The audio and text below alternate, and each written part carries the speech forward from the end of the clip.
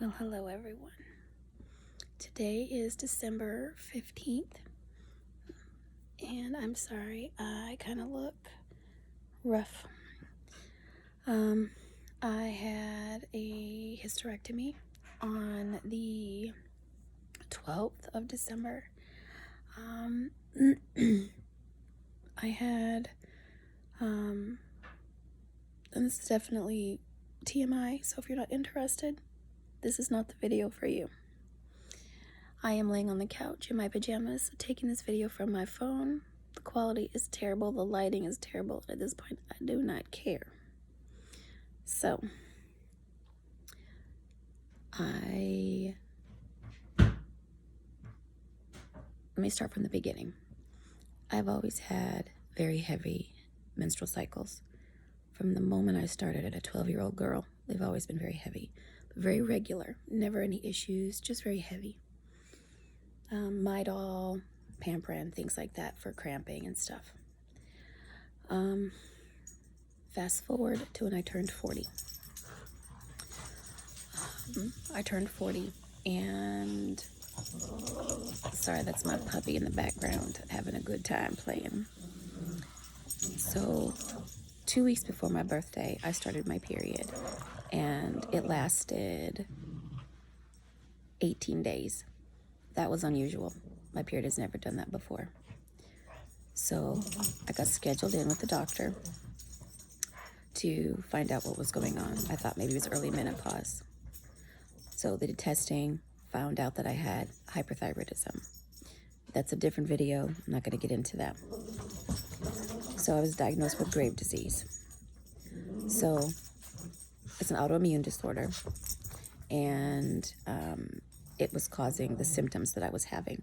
So they got me on hormones and that sort of to regulate things. Well, my periods got even heavier.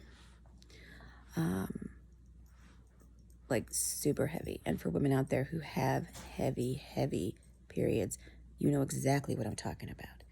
Debilitating, where you're stuck for the first 2 or 3 days at your home, having to, if you leave the house, making sure you have every pad, every tampon, the biggest sizes, you know where the bathrooms are. You're like scouting, okay, where's this? How quickly can I get there? When was the last time I changed? Or it doesn't matter. You've just had an accident and it's too late. Coughing, laughing, sneezing, bending over. I don't know, so I'm thinking too hard. So, and I don't laugh because it's funny. I laugh because I'm like, oh my gosh, just the memories of that was a nightmare. So my endocrinologist, which my thyroid doctor, he had said, because my iron levels were low all the time. I had very little energy. I just felt tired and I just felt exhausted constantly. And he said, you know, having low iron all the time, that does impact your other organs. It's not healthy. It really does impact, because you're not getting enough oxygen to flow through everything to make everything function properly. So I connected with my doctor and I was like, you know, this is what's going on, and I really would like to see if we can find the remedy. So he referred me to the gynecologist, and I met with them. She was wonderful. She gave me all my options. One was to start birth control. That could help with the bleeding. One was an IUD, which is a little device they insert into your uterus that helps. It puts out a little bit of a hormone to stop your bleeding, or at least slow it down. Then there was something called an ovulation, a vaginal ovulation, which they put this device, and I might be saying the process completely wrong, but sorry, the TV's got this weird blue light from the commercial. My eye's reflecting this weird thing. There it's gone. So the vaginal ovulation, they put this device in, and it sears the inside of your uterine lining, the endometrial lining, I believe that's what it's called. And it sloughs that all away, so it starts over and it's fresh, and it gets rid of all the stuff that's really been built up. And then the other was a complete hysterectomy. So those were my options. Well, I decided to go with the IUD. I went with the Marina, and on July 1st of 2019, so this year, they put it in. And I had instant relief. I was still bleeding, but it was very light. All I needed was a pad. And of course, when you get that there's an adjustment period, several months for your body to adjust and things. A lot of women have fantastic success using the IUD. It works very well for a lot of women, for most women. And so I wouldn't say that it wasn't successful. I just would say that due to my physical things, it just wasn't the right device for me. But while I had it, it worked. It did what I needed it to do. But I was still exhausted. I was still bleeding all the time. I would say from July 1 until December 12th of this year, I bled every day except for 30 days. And that was just intermittent of not bleeding. And so but I was happy. I didn't complain about it. I was like, okay, this is working. So I fast forward, we relocated. And during that time frame before we left, I'd had it checked 2 different times to make sure that it was still in place, and it was. Everything looked good. So fast forward, our relocation. So at the end of October, probably the 29th, I think, maybe I'm wrong. I don't know if that's a weekend or not, but I went into the doctor just to kind of get all of our things established here in the community. And I told the doctor that I wanted to make sure that my Mirena was still in place. And for some of you, you may not, have had this experience, but I think for a lot of us, we have. Those times when you put a tampon in, and my periods had started to get a little heavier. And so I started using tampons again. And on one occasion, I kind of put it in wonky. And over the course of a few hours, I was like, ugh, it feels uncomfortable. So when I took it out, I had a serious bleed, very, very heavy. And I was like, oh, that's not good. But then I was like, okay, I must have backed something up. There was pressure on something where it wasn't flowing properly. So, but the next day, everything was back to normal. I was like, okay, we're good. So that's when I decided I should have it checked just to make sure it's still in place. So my doctor gets me my referral. I make contact with a gynecologist to get scheduled in. And on December 2nd at like 12 o'clock in the morning to December 3rd, I started having the heaviest period of my entire life, heavier than I've ever had. It was actually scared me. It was that heavy. At midnight, I had changed. 2 o'clock in the morning, I was a crime scene, changed. Things, it was heavy. 4 o'clock, 6 o'clock, 7:30, heavy bleeding. So I took my kids to school, and then when I got home a little after 9, I went to the bathroom because I was like, I need to change. I need to make sure everything is okay.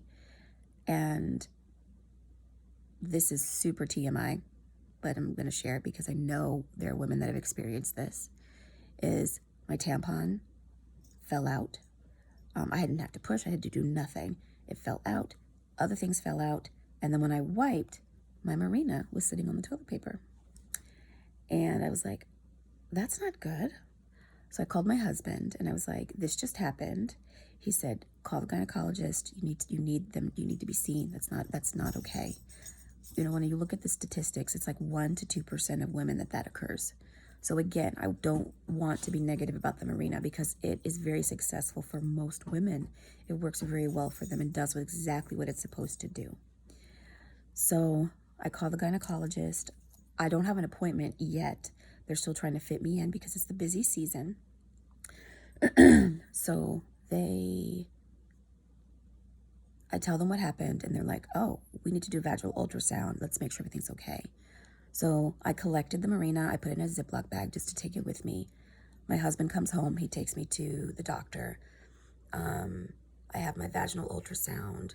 They find that my uterus has fibroids. But the woman's like, you have like 2 or 3 fibroids. but the doctor will talk to you more and make a plan. And I was like, okay. So I met with the doctor. He's incredible, by the way. Loved him and love him. He's amazing. His whole team. So he sits me down and he says, your uterus is very enlarged and it's like a bag of marbles. Your uterus is full of fibroids, and that's what's causing all of your bleeding and your discomfort. So we talked about the IUD. I showed it to him. I was like, here it is. And he's like, oh. And then he said, what we can do is we can do a birth control, oral birth control, to help control the bleeding. The other option is the vaginal ablation, where you go through, again, you put the scalding water, it burns the lining, it all falls out, starts fresh. There was another process that he mentioned. It's basically a DNC. Scrape the entire lining out, fibroids and all, scrape it all out, all the endometrial lining, scrape it all the way out, get rid of it. That will eliminate the fibroids. However, because I have a family history of fibroids, and because I have so many fibroids, that wouldn't be a permanent solution. They would come back ultimately. Then the last option was my hysterectomy. And it would be a laparoscopic assisted vaginal hysterectomy, taking my uterus, my cervix, my fallopian tubes, but leaving my ovaries. That was what I opted for. I looked at my husband and I said, that's what I want to do. He said, I support you. Looked at the doctor, let's do it. So we scheduled my surgery for December 18th. He did a vaginal exam. He mashed on things, made sure there was no, everything's where they needed to be, made sure I measured appropriately so he could pull everything out, because some women are very small and that's just not an option for them. It's better to know that now than in surgery. And even in surgery, still things can change. So he felt very confident that it would be good. And I was like, okay. So I start getting ready. I get myself cleaned up. Of course, I'm mortified because I've been bleeding so heavy and I'm having to I was just mortified. I was bleeding so much, and I'm a plus size woman. I think for most women, I like to shower. I like to be prepared. I like to be ready for vaginal exams, for a pelvic exam. And so I was embarrassed, and it was just a lot. And so as I got up, I started to get very hot. I was sweating, like visibly drenching, sweating. And I started to pass out. So I sat down. They took me to a different room. They took my hemoglobin. It was a 13. So I wasn't anemic at that point. I think I just got overwhelmed and got hot. They brought me food. I hadn't eaten since 10 in the morning. And it was at this point 5 o'clock in the evening. So they gave me food, water. They brought me the whole kitchen to feed me. They were like, please feel better. And I did. So then I got home, and so let's see, that was the 3rd.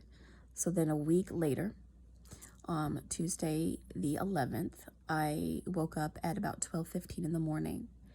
And at this point, I've been on birth control to help with the bleeding, and it has slowed it down where I don't feel like I'm hemorrhaging, but I'm still bleeding too heavy. So I wake up at about 12:15 in the morning. I have heart palpitations. My heart is racing. I feel weak. I feel bad. I don't feel good. I don't feel right.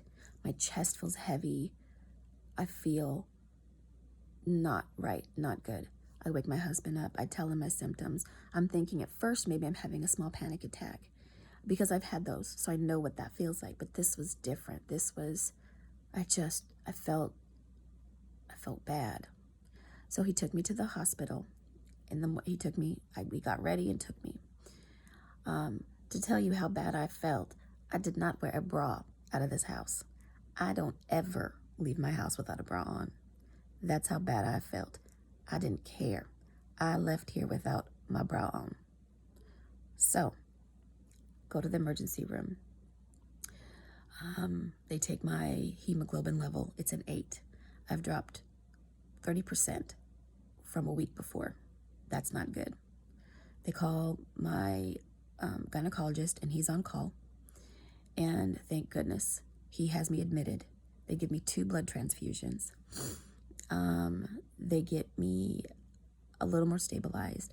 I have tachycardia during this time frame, and I still have it a little bit.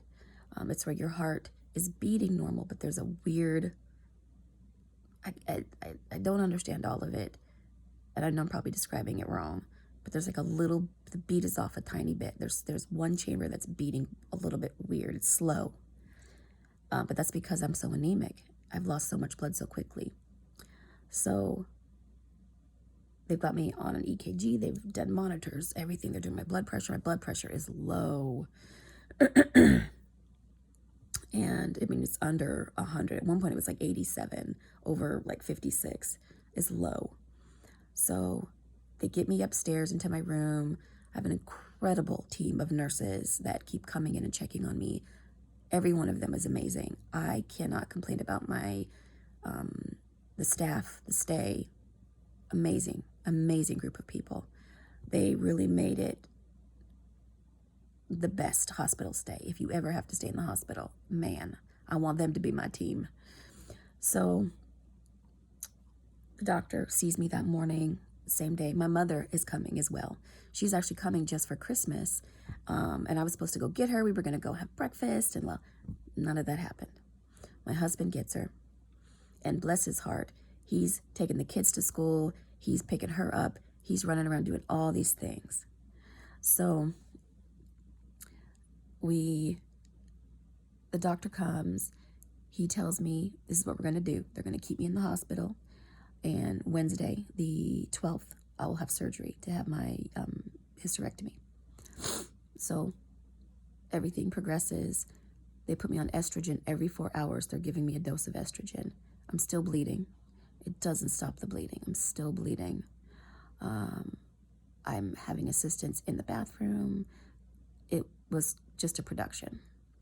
And I'm not the kind of person that is waited. I don't like to be waited on. It's not that's not me. I'm a helper. I'm a doer. I help people. I take care of myself and everybody else kind of thing. So I had to let that go because I needed everybody. So,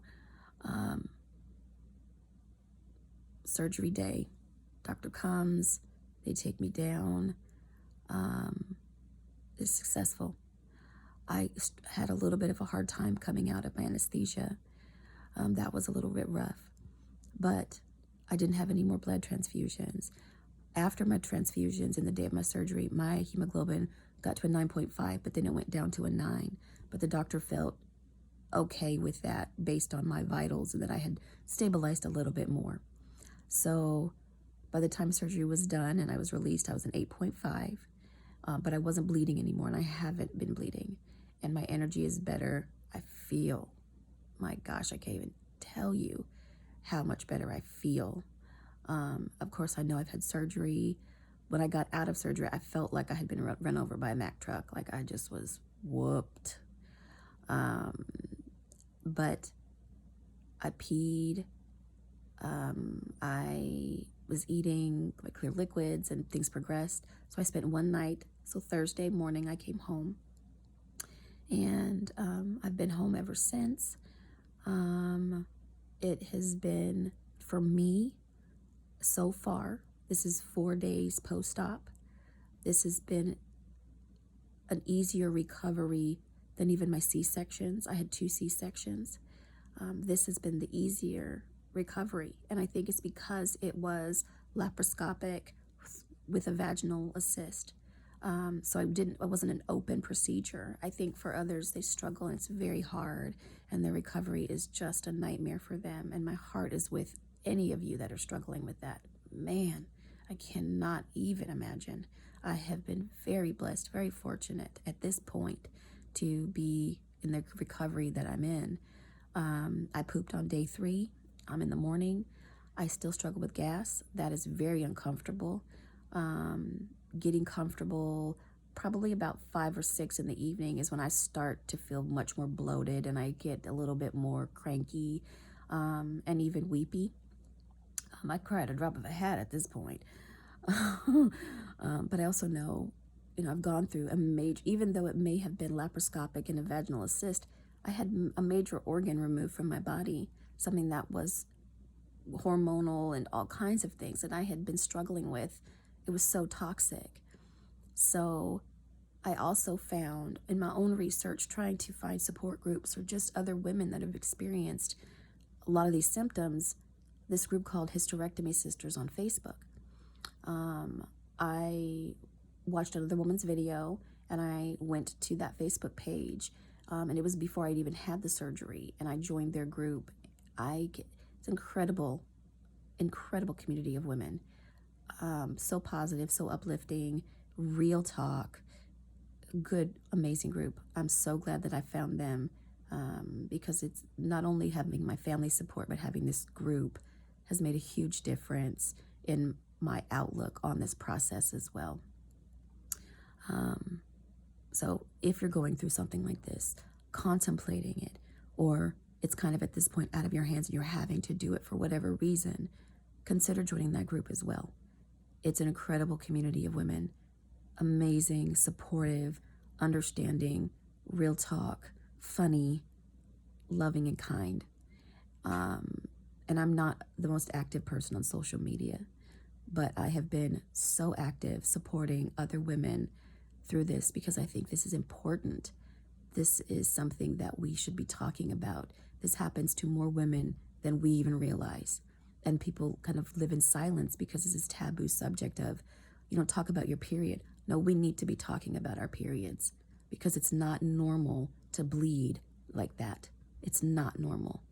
Something is not right, and it needs to be addressed and looked at and fixed and taken care of.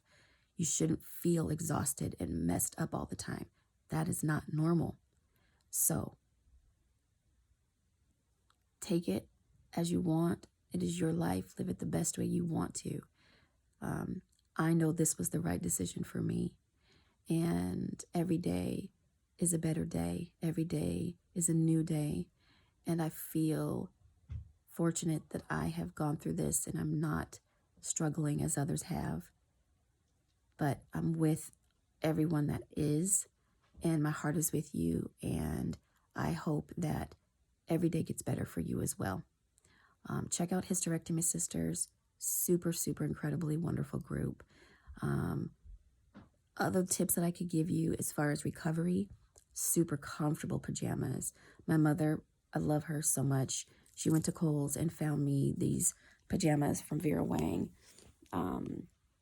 And they are, as I said, I'm plus size. So a normal 2X pajama, the body was so tight. Because you're going to be bloated, filled with gas and things after the surgery. Every pair of pants and things I have, it was a no-go. She brought these. They're so soft. I have lived in these pants and shirt. Man, I cannot impress upon you enough the need for that. Stay hydrated. Follow your doctor's orders. Rest, rest, rest, and more rest. Don't overdo it. There's those nightmares of women that overdo it. You'll tear your cuff. Don't do it. Just listen to your body. Listen to your doctor. Don't overdo it. Take stool softeners. Stay hydrated. Rest. Walk as your body feels and is allowed for you to do so. And let people take care of you if you have the ability to have support that can. Let people take care of you. Let them do their part because that will help your healing and your progress. Be as comfortable as you can. Monitor your symptoms. And the group really is helpful because they tell you a lot of things that you're experiencing are so normal. Because if you're alone, you feel like it's not normal. And it is. Everything you're feeling is normal. So I wish you all well on your journey. And I'm sure I left some things out that I meant to talk about. But if I did, mention it in the comments down below and I can come back and address it. So again, for me, this is 4 days post-op. So I woke up feeling better today than I did yesterday. And And I just hope every day continues to progress this way. I will keep you updated. I will let you know my progress, how I'm feeling. And I've hoped to try to do these videos specifically with the hysterectomy more frequently until I'm in a place where I'm good. So it is a 6 to 8 week recovery period for this. But because of the vaginal assist, the laparoscopic vaginal assist that I had, it's about 2 weeks. The doctor said I could go back to work. Fortunately, I don't have to do that yet. So that's not something I'm having to worry about. But for others, I know that that's a stressor. Focus on today, one day at a time. That will come. You'll get to that place. But focus on the moment that you're in. Don't worry about the rest of it. Life is life. Focus on now. You only have one life. Focus on the day today. All right. I appreciate all of you. I wish you well. I send you healing, positive energy and vibes. And live your best life. Talk to you later.